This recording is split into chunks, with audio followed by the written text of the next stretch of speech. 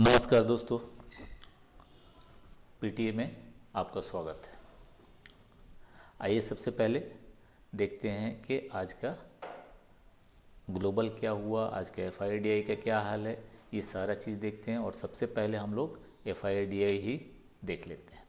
तो as usual आज फिर से 4026 करोड़ का इन्होंने सेल किया है और वहीं पे डीआई ने 3640 करोड़ का बाई किया। अगर हम लोग थोड़ा सा ये देख लें कि अभी मार्केट का क्या हाल है, तो जो निफ्टी आज बंद हुआ है 130 पॉइंट, और कल मैंने बताया था कि हाँ एक बाउंस बैक मैं एक्सपेक्ट कर रहा हूँ।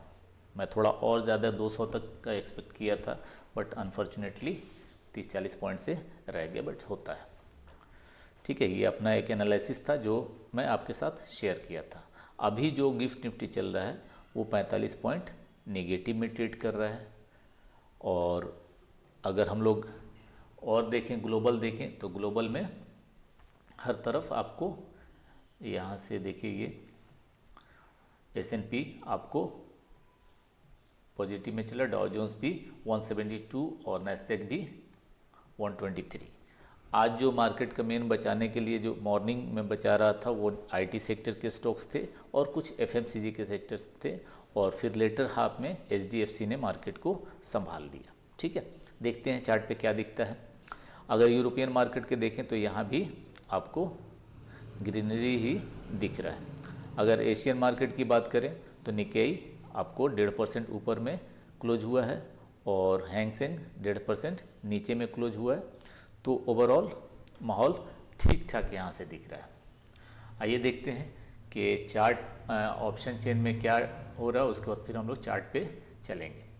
तो निफ्टी का ऑप्शन चेन अगर देखते हैं तो निफ्टी में पहले पीसीआर यहाँ पे कल से इम्प्रूव हुआ है, यानी पुट राइटर थोड़े से बढ़े हैं। और अभी जो देख रहे हैं हम लोग तो यहाँ पे 23,100 पे पुट राइटर बढ़े हुए हैं। 23,000 पे तो बहुत ज़्यादा हैं, और 23,500 पे कॉल राइटर, यानी कि यहाँ से लेके यहाँ तक ये रेंज हुआ 23,000 से लेके 23,500 तक का। लेकिन कल एक्सपायरी है, कल एक्सपायरी है और मार्केट फ़िलहाल यहाँ पे खड़ा हुआ है, मार्केट फ़िलहाल यहाँ पे खड़ा हुआ है और ये सपोर्ट के बिल्कुल ऊपर में है। तो कल चांसेस तो हैं गैप अप के, ये जस्ट एनालिसिस ही आदमी कर सकता है और उसके बेस पे गैप दिख रहा है, गैप अप के। और अगर कल यहाँ पे ओपन होता है, यानी कि ये कितना लेवल है, 23,200 के ऊपर लेवल होता है और कुछ देर रुकता है, तो फिर आपको एक सॉलिड शॉर्ट कवरिंग दिखाई देगी। क्यों? क्योंकि ये फिर फंस जाएंगे, ये वाले फंस जाएंगे और यहाँ पे भी कुछ कॉलेटर ट्रैप हो जाएंगे। तो ये दोनों अगर कहीं गैप अप खुलता है और थोड़ा देर उसके ऊपर रुकता है तो फिर मार्केट में एक शॉर्ट कवरिंग की उम्मीद रखी जा सकती है। ठीक है, अगर बैंक निफ्टी की बात करें, बैंक निफ्टी का भी यहीं पे देख लेते हैं हम लोग, फिर चलते हैं चार्ट पे। बैंक निफ्टी में ये रहा, यहाँ पे मार्केट है और यहाँ पे सपोर्ट यानी कि 48,500 और अगला क्या है 49,000। तो ये पहला हमारा ऑप्शन चेन के हिसाब से 49,000 पे एक मेजर रेसिस्टेंस है और एक छोटा सा सपोर्ट 48,500 पे, और बड़ा वाला सपोर्ट कहाँ पे है 48,000 पे। आज क्या हुआ, यहाँ से घूम के इधर आया और फिर यहाँ पे आके मार्केट एक टाइम लगा था कि 48,000 भी तोड़ देगा, बट फॉर्चुनेटली नहीं तोड़ा। अब आइए देखते हैं निफ्टी से कि निफ्टी में चार्ट कैसा दिख रहा है। ओवरऑल बियरिश ही है, ओवरऑल बियरिश ही है। और यहाँ पे अगर देखेंगे ये पार्ट देख रहे हैं, कल की एक कैंडल ये पूरे कैंडल को निगल गया था, और आज जो बन रहा है ना, तो एक ये सपोर्ट पे क्या बन रहा है भाई, एक हैमर लाइक स्ट्रक्चर बन रहा है, एक हैमर लाइक स्ट्रक्चर बन रहा है। तो कल हम लोग क्या कर सकते हैं, तो सबसे पहला काम करेंगे हम लोग कि यहाँ पे एक लाइन ड्रॉ करेंगे। ये पहला तो ये पकड़ लिया, ये हो गया, ठीक है। और दूसरा क्या करेंगे, चूँकि हैमर लाइक स्ट्रक्चर बनाए तो इसके ऊपर एक हम लाइन ड्रॉ कर देंगे, इतना बड़ा करेंगे दिखेगा।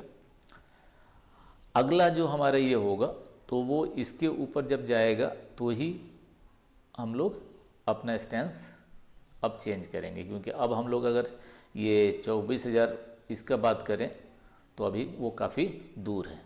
अगर लोअर लो लोअर हाई की फॉर्मेशन हो रहा है तो यहाँ से ये आया, फिर ये गया, फिर ये आया, फिर ये एक बनाया, तो ये जब तोड़ेगा तभी हम लोगों को ये आएगा। पहले ये तो तोड़े 23,400 23,500 तोड़े, फिर हम 24,200 की बात करेंगे। ओवरऑल चार्ट वीक ही दिख रहा है, चार्ट वीक ही दिख रहा है। और हम लोगों को बस अब ये याद रखना है, नीचे के लिए ये लेवल और ऊपर के लिए अगर कल इसके ऊपर ऐसा कुछ देर सस्टेन करता है, यानी कि 23,170 के ऊपर 23,170 के ऊपर सस्टेन करता है तो फिर हम लोगों को 100-150 पॉइंट यहाँ पे देखने को मिल सकता है। तो एक काम करते हैं, इसको हम लोग पहले इंट्राडे में कर लेते हैं और फिर देखते हैं कि क्या क्या लेवल बन सकता है। जो आज के पॉजिटिव मुझे लगा ना, ये पहला कैंडल है, ये देखिए कहाँ गया पहला कैंडल, जस्ट ए मिनट,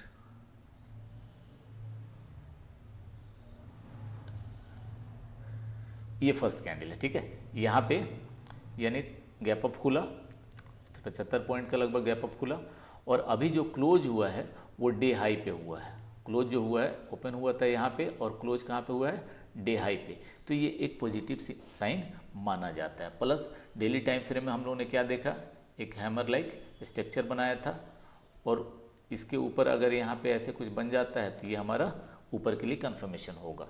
तो कल अगर इसके ऊपर तोड़ता है, यानी कि 23,175 मान लीजिए, 23,175, तो फिर आपको एक यहाँ पे दिखने को मिल सकता है 300, ठीक है।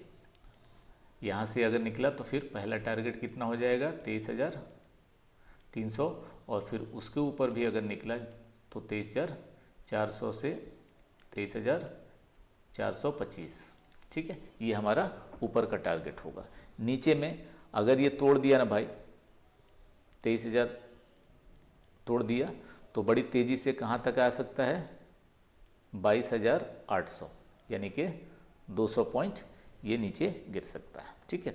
ये रेंज थोड़ा सा परेशान करने वाला रेंज है, और कल एक्सपायरी भी है, तो थोड़ा सा संभल के, सामने बजट भी है, वॉलेटिलिटी तो हाई रहेगा ही, तो ये जो जोन है ये थोड़ा सा परेशान करने वाला जोन है। कहाँ से कहाँ तक, ये 23,000 से लेके 23,150, 160, 170 तक, ये जोन हम लोगों को परेशान कर सकता है।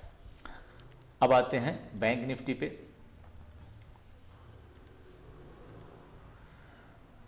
बैंक निफ्टी में ये जो कल हम लोगों ने लाइन ड्रॉ किया था वही लाइन है, एक जस्ट ट्रेंड लाइन जो मैंने ड्रॉ किया था वो हटा लिया है। ट्रेंड लाइन कुछ मैं ऐसा कल ड्रॉ किया था, आज मैं वो हटा लिया हूँ, ठीक है।